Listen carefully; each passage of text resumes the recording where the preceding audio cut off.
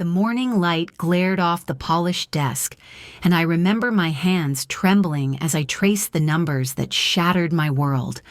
The room felt too quiet, too bright, as if the air itself knew something was wrong long before I did.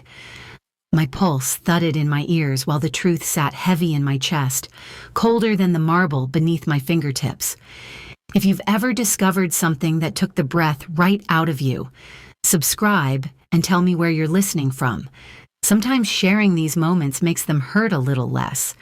Even now, I can still feel that sickening mix of disbelief and clarity, the kind that changes the way you see every memory that came before it. That was the moment everything started to unravel. I remember the way the sunlight hit the edge of the advisor's desk that morning, sharp and unforgiving, almost brighter than I could stand.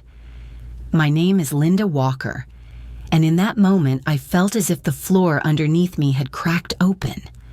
I sat there in that quiet suburban Maryland office, staring at numbers that did not make sense. Numbers that emptied into a truth I never imagined I would have to face. Nearly $2 million. Gone. Not misplaced. Not mismanaged. Stolen. And the person who had been taking it, piece by piece over 8 long years, was my own daughter. A strange stillness washed over me before the shock fully registered. I felt my heartbeat in my throat, my hands cold and heavy in my lap. The advisor's voice was gentle, but everything he said drifted past me as if I were underwater. All I could think about was the timing, the exact years she had siphoned money away. They lined up perfectly with the periods when I was at my weakest, when I lost my husband, when I struggled to keep myself upright, when grief made it hard to breathe, let alone think clearly. Realizing that was its own kind of blow, it was not just theft. It was betrayal woven into the moments I needed her most. I kept replaying every sign I dismissed, every time I assumed the best because that is what mothers do. Sitting there, staring at the truth. I knew I had to understand how all of this began, and to do that, I have to go back to the years when trust felt unshakable. I spent more than 40 years building a life with my husband, Michael. Ours was the kind of steady, ordinary marriage that becomes extraordinary only when you look back and realize how much love was woven into those everyday moments. Even now, I can still picture him reading the paper at the kitchen table or reaching for my hand during quiet walks. When he passed, it felt as if the center of my world cracked open. Grief settled into my bones, heavy and exhausting. And for a long time, I moved through my days as if I were pushing through deep water. During that period, my daughter Rebecca stepped forward in a way that felt comforting. She told me she wanted to help, that she would take care of the things that felt overwhelming to me. And I wanted to believe her. I wanted to trust that she was doing what a daughter should do for a mother who had lost her footing. I let her sort through the mail. I let her handle the insurance papers. Eventually, I let her take over the accounts, because every time I tried to face them myself, the numbers blurred and the memories of Michael rushed in. Looking back, I can see the small signs I brushed aside, a document I did not remember signing, a credit card statement that felt unusually long, a moment where she dismissed my questions with a gentle reassurance. At the time, those things felt minor, almost silly to dwell on. Grief makes you cling to the people who stay close, and I needed to believe she was helping me, not taking advantage of the empty spaces inside me. But as the fog of loss slowly lifted, I started noticing things that did not add up, little inconsistencies, small gaps. And that was when the unease began to grow. When I finally sat down with the stack of documents Harold Pierce laid in front of me, I felt a heaviness settle into my chest. Page after page showed transfers I could not explain, withdrawals I never made, and signatures that looked like mine, but carried a stiffness that betrayed the truth. I remember tracing one shaky line with my fingertip, feeling an ache rise in my throat as the realization formed. This was not a mistake. This was deliberate. As I moved through the records, a pattern began to emerge so clearly that it felt almost cruel. Every major transfer lined up with a vulnerable moment in my life. The month Michael had his first heart scare, the weeks when I was recovering from surgery, the days after I lost him and could barely think straight. It was as if my pain had marked opportunities, each one taken without hesitation. Seeing it laid out like that made my stomach tighten. I felt myself slipping between disbelief and a rising anger that left my hands trembling. Harold told me he had suspected something for a while, and in that moment I understood why he had waited. He knew I was too fragile, too trusting, too desperate to believe my daughter cared for me in the way I thought she did. Looking at the totals, seeing how much was gone, was like being hit by a wave I could not brace myself against. Almost everything Michael and I had saved, reduced to a fraction of what it should have been. The betrayal settled into me slowly, like a cold wind filling an empty room, and as the weight of it pressed down, something inside me began to shift. I knew I could not stay frozen in shock. I had to decide what to do next. I remember the drive home feeling strangely silent, as if the world outside my windshield had been muted. The road was familiar, but I moved through it in a kind of daze, my mind replaying every moment I had trusted Rebecca without hesitation. Memories that once felt warm now carried an unfamiliar weight. I kept seeing her sorting my papers at the dining room table or patting my shoulder when I was too tired to think. Those moments were supposed to be acts of care, yet now each one felt tainted, threaded with intentions I never imagined I would have to question. By the time I pulled into my driveway, a hollow ache had settled in my chest. I sat there for a long time, gripping the steering wheel, trying to steady my breathing. When I finally stepped out, Marcia Klein, my neighbor of more than 20 years, was tending to her garden. She looked up, and something in my face must have given everything away. I found myself walking toward her without thinking, drawn to the familiarity of someone who had seen me through countless seasons of my life. I told her what I had learned, not through neat explanations, but through fragments, shocked thoughts, scattered fears, the realization that my daughter had been taking advantage of me when I was still struggling to stand on my own. Marcia listened the way only someone who truly cares can listen. Her calm presence steadied me, and in her quiet nods I felt the first sense of grounding I had felt all day. She reminded me, without saying it directly, that heartbreak does not mean helplessness. Standing there in her yard, I felt something shift. The grief was still there, but beneath it, a quiet resolve began taking shape. I knew what I needed to do next, even if the thought scared me. It was time to bring this to the authorities. I started by spreading every document across my dining table, the same place where Rebecca once insisted on helping me. This time, though, I approached each page with a steadiness I had not felt before. I organized bank statements, transfer histories, insurance forms, and anything else that showed how far the damage stretched. Even as my hands shook, I kept going, reminding myself that naming the truth was the only path forward. Driving to the FBI office in Baltimore felt surreal. The closer I got, the more aware I became of the weight of what I was doing. When I walked into the lobby and spoke with Agent Whitaker, I felt a quiet tension settle over me. He studied the files with a seriousness that made it clear this was not some small family dispute. Hearing him speak about financial elder abuse as a federal crime brought both fear and validation. For the first time, I felt seen. Not as a confused older woman, but as someone who had been deliberately targeted. What stunned me most was when he mentioned the possibility that Rebecca might have done this to others. My heart tightened at the thought. It was painful enough to confront what she had taken from me and Michael.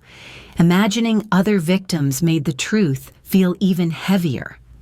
Still, I knew I had to keep going. Before I left, Agent Whitaker told me I needed to maintain normal contact with her while they investigated. That instruction settled like a stone in my stomach. Pretending everything was fine with the person who had taken so much from me felt almost impossible.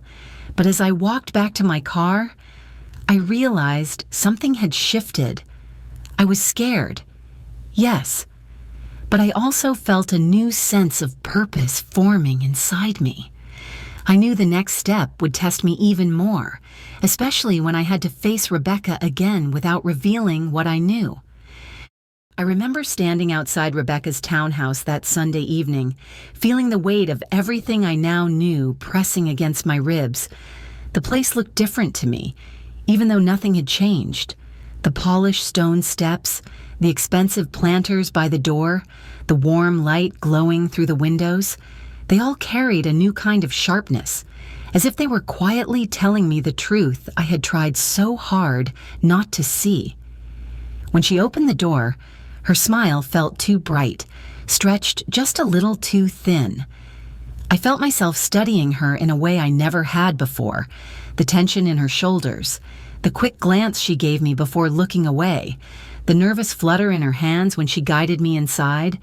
She moved around the kitchen as if she were trying to keep herself busy, but every gesture felt heavy with something unspoken. I could feel her watching me when she thought I was not looking, as if she were trying to read my mind. As we sat at the dining table, the silence between us grew thicker. She filled the room with small talk, but beneath her words I sensed fear, the kind that comes from knowing the truth is closing in. At one point, she dropped a fork, and the way she froze told me everything. She knew, or at least, she suspected that I knew. My heart tightened, not with anger this time, but with a deep, aching sorrow. I mourned the daughter I thought I had, the one I believed would never take advantage of me. But even through the grief, a resolve took root. I understood that this moment, this quiet standoff, was the point of no return. And as I left her townhouse that night, I sensed that the break, the real break, was coming soon. I was pouring my morning coffee when the call came, letting me know the warrants were being executed. For a moment, I just stood there in my kitchen, frozen, listening to the quiet hum of the refrigerator as the weight of those words sank in. I had known this moment was coming, yet the reality of it still struck me like a sudden drop in temperature. Relief and sorrow tangled together inside me, creating a heaviness I could feel all the way down to my fingertips. I drove toward Rebecca's neighborhood without fully deciding to. Part of me needed to see for myself. When I turned onto her street, the flashing lights were already reflecting off the windows. Federal agents stood at her doorway, the same doorway where she once hugged me on birthdays and holidays. Her accounts had been frozen, her devices collected, her life dissected in plain daylight. Watching it unfold felt like witnessing the collapse of a house I had spent decades trying to build. What I did not expect was the news van parked down the block, cameras catching every movement, neighbors gathering in small clusters, her name being whispered with confusion and curiosity. Seeing her life spill into public view made my chest tighten. Justice, when it touches your own blood, has a way of cutting in two directions at once. I found her children standing off to the side with a bewildered babysitter, their small faces full of fear they did not yet know how to name. Instinct took over. I brought them home with me, wanting to shield them from the chaos, from the voices, from the sight of their mother being pulled into a world they could not understand. That night, after they were asleep, I finally let myself sit with the truth of what had begun. The legal consequences were no longer abstract. They were real. moving forward, and about to reshape all of our lives. The days after the raid felt strangely suspended, as if time were moving but I was standing still. Every morning brought another update, another piece of information that pulled the truth further into the light. I remember sitting at my kitchen table, listening as investigators walked me through what they had uncovered. Each revelation chipped away at the version of my daughter I had been holding on to. The transfers were larger than I realized. The forged signatures were more frequent, and the most painful truth was learning that I had not been the only one she had taken advantage of. There were others, quiet victims who had no idea whom to trust. When the court proceedings began, I felt an unsettling blend of dread and obligation. I attended every hearing, even though a part of me wanted to hide from all of it. Seeing Rebecca in that courtroom was like looking at a stranger wearing my daughter's face. She avoided my eyes, and I found myself staring at the table, tracing the grain of the wood to steady my breathing. Hearing the charges read out loud made everything feel heavier, more real than the documents ever had. Victim statements were the hardest. Listening to others describe the same betrayal I felt made something inside me fracture. I realized then that justice is not clean or satisfying. It is a process that demands you face truths you would rather forget. When the sentencing finally came, I expected to feel relief. Instead, I felt a quiet sadness settle over me, mixed with a sense of clarity I had not experienced since this began. Accountability, even when it is necessary, carries its own form of grief. As I left the courthouse that day, I felt the first hint of something softer, an understanding that the next chapter would not be about loss, but about rebuilding. I knew I needed to find a way forward, not just for myself, but for the grandchildren now looking to me for stability. In the weeks after the sentencing, my home slowly shifted from a place filled with tension to one that carried a softer kind of quiet. I noticed it first in the mornings, when the grandchildren would wander into the kitchen still half asleep, looking for a sense of normalcy. Making breakfast for them each day became a small ritual, one that brought a surprising sense of peace. Their presence grounded me, reminding me that pieces of life can be rebuilt even after something breaks in a way you never expected. I found myself settling into new routines, helping with homework at the dining table, listening to their stories about school, watching them play in the yard where their grandfather once planted tomatoes. There were moments when grief would rise unexpectedly, especially when I saw flashes of Rebecca in their faces. But those moments softened over time. I learned to breathe through them rather than fight them. The house felt different with them living under my roof, but it was a kind of different that felt purposeful. We talked in quiet ways, not through long discussions, but through shared chores, evening walks, and small reassurances. Trust grew slowly, shaped by consistency rather than words. I could feel myself healing in their company, almost without realizing it. The fear and shock that had once clouded my days began to fade, replaced by something steadier, something resembling hope. I knew the journey ahead would not be simple. There would be questions to answer, losses to accept, and responsibilities to share.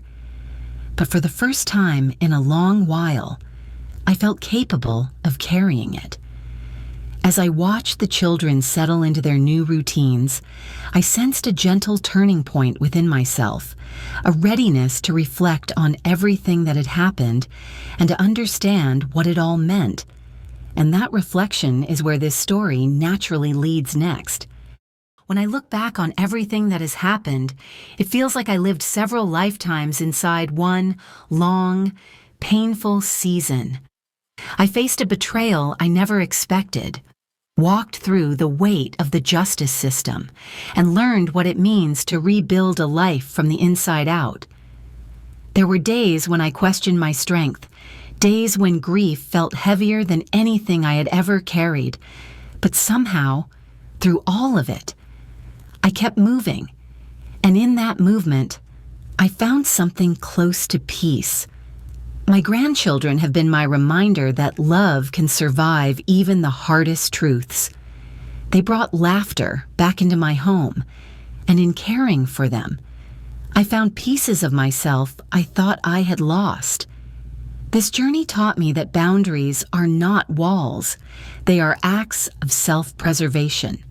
Trust is precious, and sometimes protecting it means making choices you never imagined you would make. I am not the same woman who first walked into that advisor's office. I am steadier now, clearer, more willing to stand up for myself, even when it hurts. If you have ever faced a moment that reshaped your life, I would love to hear your story. Have you ever had to choose strength over comfort? Tell me in the comments. I read every one.